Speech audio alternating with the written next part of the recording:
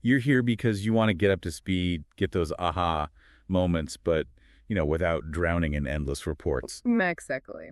Fast but thorough. So today, we're tackling something really important. The laws in the U.S. about linking classified defense information. It's pretty complex. It is. And we've got a stack of material, Congressional Research Service reports, court decisions, news articles. Right. Our mission is basically to cut through all that and figure out the legal landscape here. What are the rules? What are the stakes? We'll look at the big one, the Espionage Act, but also other laws, the First Amendment angle, some key cases. Yeah, maybe uncover some surprising bits about how national security and press freedom get balanced, or don't. Let's start with the foundation then, the Espionage Act of 1917. Sounds pretty dramatic, doesn't it? Like something from a spy movie. Yeah. But its origins were very practical, tied to World War I. Okay. Now it's codified, 18 U.S. Code, sections 793 through 798. And the core concept it deals with is national defense information. National defense information. Okay, that sounds vague. What does that actually mean? Well, that's the thing. It is broad. The Supreme Court gave some guidance way back in 1941, Gorin v. United States. Ah, right. They said it relates to things like military, naval establishments, national preparedness, basically stuff important for defense. Okay. But they also stressed the importance of mens rea. The guilty mind. Intent. Exactly. It's not just what the information is, but the person's state of mind when handling it. Did they intend harm or no harm could result? So the act itself doesn't list specific documents, like this is secret, this isn't... No, not really. It covers a really wide range. But Section 793, that's a key part. It breaks down how you can violate the act, different subsections for different actions. Okay, let's get into that. Section 793. What does it actually prohibit? All right, so subsections A through C, those are about gathering or copying defense info. Like actively seeking it out. Yeah, and doing it with intent. Or, importantly, with reason to believe it could hurt the U.S. or help a foreign power. Reason to believe. So you don't even have to intend harm, necessarily. Right, if you should have known. Then there's subsection D. That's about willfully sharing info you actually are allowed to have. Like someone with clearance leaking something. Exactly. And E is similar, but for someone who isn't authorized to possess the information in the first place, and they willfully disclose it. Okay, unauthorized possession and disclosure. What about mistakes? Just carelessness. That falls under subsection F. Mishandling through gross negligence. Gross negligence. Yeah, like failing to report that you lost classified documents. But interestingly, prosecutions just for gross negligence under this seem pretty rare. Really? Huh. So what are the consequences if you violate Section 793? They're serious. We're talking potentially hefty fines and prison time, up to 10 years. 10 years. Wow. Even for conspiracy, like just planning it. Yes, conspiracy counts too. Even just possessing info deemed a threat without sharing it could theoretically lead to a decade in prison. It shows how broad the act's reach can be. Okay, 10 years is significant. But you mentioned the Espionage Act isn't the only law here. No, definitely not. There are several others. Section 794, for instance. That's more like classic spying. Delivering secrets to another country. Right. Gathering or giving defense info directly to foreign governments. And that one, well, that can carry the death penalty in extreme cases. The death penalty. Seriously. Yes, if it involves, say, the death of a U.S. agent, or nuclear secrets, or wartime actions intended to help the enemy, it shows how seriously that kind of espionage is taken. That's a major escalation. What else is in the legal toolkit? Well, for military folks, there's the UCMJ, the Uniform Code of Military Justice, similar rules. Okay. Then you've got the Computer Fraud and Abuse Act, the CFAA. That comes up when hacking is involved to get classified stuff. Right. Accessing systems you shouldn't. Exactly. And even general theft laws like 18 U.S.C. Section 641, theft of government property.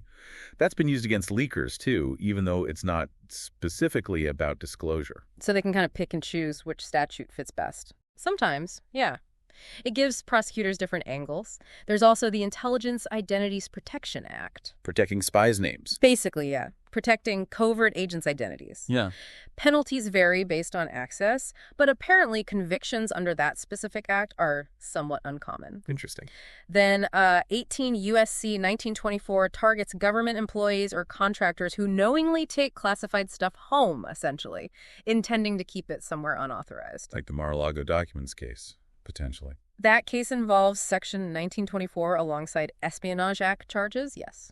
There are also laws about disclosing diplomatic codes, communicating classified info to foreign agents, Okay, yeah. and even treason, technically, which could include passing info to enemies. It's layered. It really is. You keep coming back to mens rea, the guilty mind. How does that work across all these different laws? Is it the same standard? No, and that's crucial. It varies. The laws use different terms. Willful, knowing, having reason to believe, even gross negligence. So the exact same action might be illegal under one statute but not another, purely based on what was going through the person's head. Pretty much, yeah.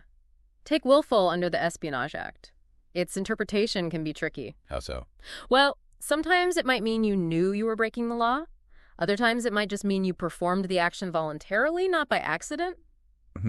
And there's a subtle point in Section 793 to DAF-DE, the reason to believe part, that the info could harm the U.S. that specifically applies to the information itself, the intangible stuff, not necessarily the physical document. That is subtle, but important legally.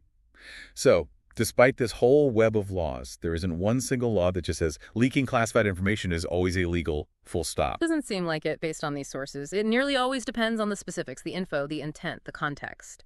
Strict liability doesn't seem to be the standard for unauthorized disclosure currently. Which brings us right up against the First Amendment, doesn't it? Freedom of speech, freedom of the press versus keeping secrets. Absolutely. That's the constant tension. When the government tries to restrict speech based on what is being said, content-based restrictions, the courts use what's called strict scrutiny. The highest level of review. Right. The government needs a compelling reason, and the law has to be narrowly tailored, meaning it's the least restrictive way to achieve that goal. And protecting national security is definitely considered compelling. Oh, yes. The Supreme Court has been very clear on that. Hague v. Iragi in 81, for example. Protecting the country from external threats is paramount. But they can't just cry national security whenever they want to shut someone up, can they? No. Right. And the courts have pushed back. Remember the Pentagon Papers case? New York Times v. United States? Of course. The Supreme Court basically said the government couldn't stop publication just because the information might or could cause harm. That kind of vague potential wasn't enough. So just because something is stamped secret doesn't automatically mean publishing it is a crime. That's a really key point. Classification suggests potential harm, sure. But the classification itself isn't necessarily the final word in a criminal trial. Right. And there's a whole debate around whether the Espionage Act could be misused, to punish whistleblowers revealing government embarrassment rather than genuine security threats. What about the press specifically? They publish leaks all the time. What protection do they have?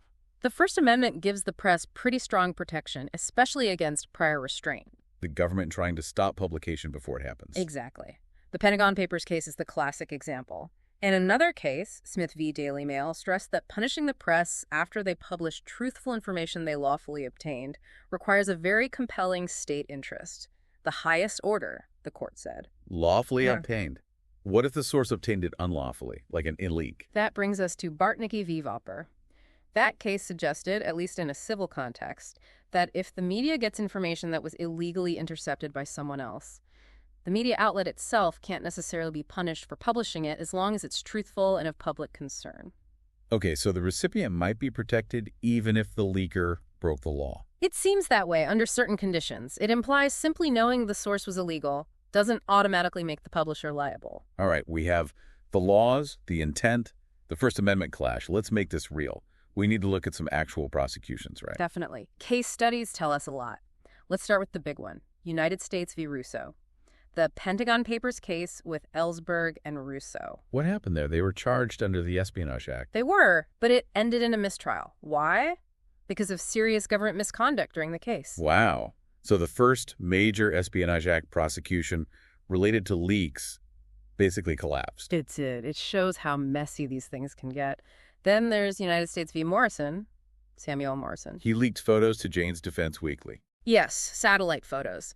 He was convicted, and importantly, his argument that the First Amendment protected his leak was rejected. So that set a different kind of precedent. It did. It suggested the First Amendment might not shield government employees leaking classified information to the press. And it really fueled the debate about selective prosecution and the potential chilling effect on whistleblowing. Making people afraid to expose wrongdoing. Exactly. Fear of prosecution, even if you think you're doing the right thing. We've seen many other cases since then. Lawrence Franklin leaking to AIPAC lobbyists. AIPAC, the pro-Israel group? Yes. Shammai Leibowitz, an FBI translator, leaked to a blogger. Thomas Drake, the NSA whistleblower. He faced Espionage Act charges too, right? Yeah. For talking to the Baltimore Sun? He did. Major charges. But most were dropped in the end. He pleaded to a lesser offense. So the outcomes really vary. Hugely.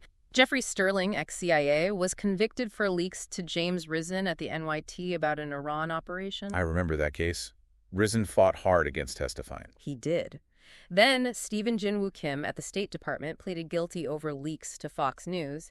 And, of course, Chelsea Manning. Manning and WikiLeaks. Massive volume of data. Convicted under the Espionage Act, though acquitted of aiding the enemy, later had her sentence commuted by Obama. That case really threw everything into sharp relief. Absolutely. There's also John Kiriakou, former CIA, convicted under that Intelligence Identities Protection Act for naming a covert agent. Right, revealing an identity. James Hitzelberger, a Navy linguist, pleaded guilty to taking classified material. Donald Sattelbin, former FBI. He leaked info about a bomb plot in Yemen to the AP, didn't he? Yes, and that case blew up because the government secretly got AP journalists' phone records. Huge controversy. Yeah, that raises major press freedom issues again. Definitely. Then Edward Snowden. Everyone knows that name. NSA contractor, massive leaks, charged under the Espionage Act, living in Russia. Still unresolved in many ways. And General Petraeus. Shared classified notebooks with his biographer, Paula Broadwell. You got a plea deal, right? Misdemeanor? Yes, mishandling classified information. More recently, Reality Winner leaking an NSA report to The Intercept. She got a significant sentence under the Espionage Act. She did. Joshua Schulte, the CIA Vault 7, leaked to WikiLeaks, convicted on espionage charges.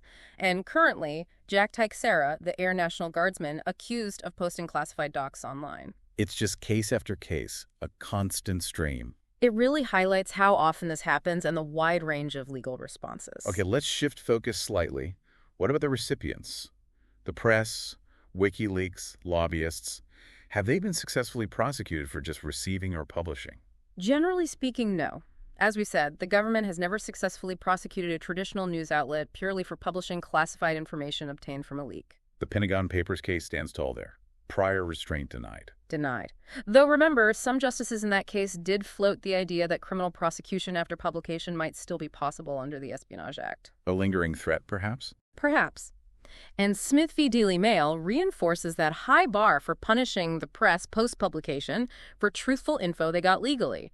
And Bartnicki suggests protection even if the source was illegal. But what about non-traditional media or other recipients, like those AIPAC lobbyists in the Rosen case? Right, United States v. Rosen, that's a key one. Steve Rosen and Keith Weissman, AIPAC lobbyists, were indicted for conspiracy, essentially, for receiving and discussing classified info they got from Lawrence Franklin. But the case was dropped. It was, eventually. But it sent shockwaves, raising fears about criminalizing routine information gathering and discussion, especially in D.C. circles. A crucial point from that case was the judge's interpretation of willfully. What did the judge say?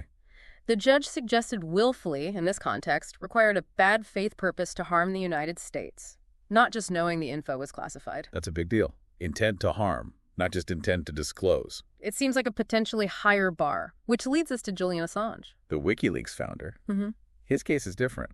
The DOJ argues it is. He's indicted for soliciting, obtaining, and publishing classified info from Manning. The government tries to distinguish his actions from traditional journalism. Oh. They point to alleged active solicitation of leaks, helping Manning crack a password hash, though that charge didn't stick, and publishing unredacted documents, allegedly putting sources at grave and imminent risk. So they're saying he crossed the line beyond just receiving and publishing. That's the argument. It's a direct challenge to the idea that publishing leaked information is always protected journalistic activity. The case is hugely controversial and ongoing. It really tests the boundaries.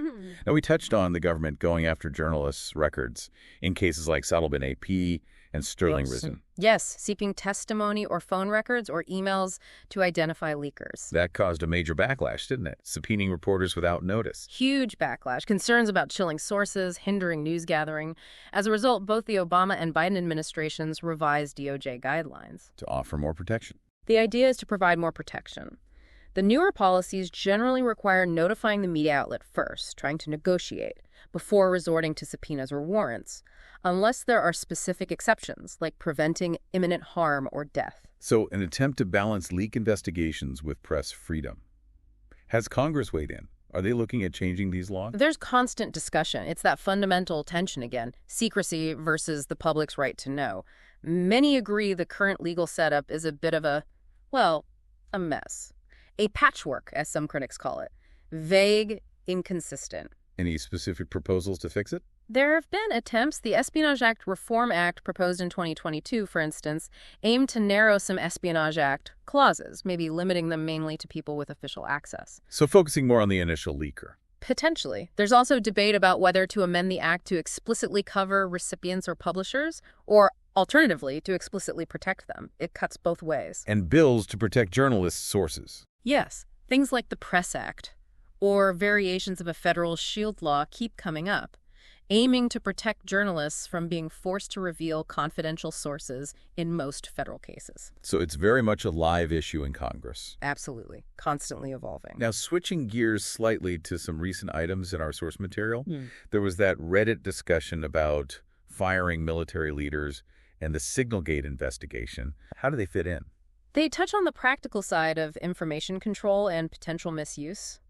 The Reddit chat, though informal, showed public concern about why officials might be removed were the reasons purely professional or, as some worried, partisan or ideological. Connecting to who controls the flow of information and power within the government. Exactly. And the Signalgate thing with Secretary Hegseth, that's about using non-official communication channels, like the Signal app, for potentially sensitive or even classified government business. Raises questions about security, record keeping. All of that. The DoD Inspector General was reportedly looking into whether DoD policies were followed, proper classification procedures, records retention. It apparently stemmed from reporting in The Atlantic about a signal group discussing military plans. So even with encrypted apps, the rules around handling official, potentially classified information still apply. And leaks can happen through those channels, too. Precisely. And the political dimension is there are two reports that President Trump supported Hegseth, despite the investigation, highlight the complex mix of rules, politics, and enforcement when it comes to government information. It loops back to the legal framework we've been dissecting. Who has access? How is it shared? What happens when it gets out? Okay, that brings us full circle. We've covered a lot today. What are the absolute key takeaways for someone trying to grasp this? I'd say, 1, the legal landscape is incredibly complex, with the broad Espionage Act at the center, but many other laws playing a role. 2, mens rea, the intent or state of mind, is almost always critical. It's not just about the information itself. Right. And 3, there's this constant, unavoidable balancing act between national security needs and fundamental First Amendment rights, especially freedom of the press. And the numerous cases show this isn't just theory. Real people, high stakes, ongoing debates about secrecy, whistleblowing, and accountability in a democracy. Couldn't have said it better. Which leaves us with a final thought for everyone listening. Go on. In today's world, information moves at lightning speed. Digital leaks are easier than ever. Perspectives on government transparency vary wildly. So how do we strike the right balance? Between protecting secrets vital to national security and ensuring citizens know what their government is doing. Exactly. What's the responsibility of individuals, the media, the government itself in navigating this? There are no easy answers. Definitely something to chew on. We really encourage you to check out the source materials we use, the reports, the cases, to dive even deeper and form your own conclusions. Thanks for joining us for this deep dive.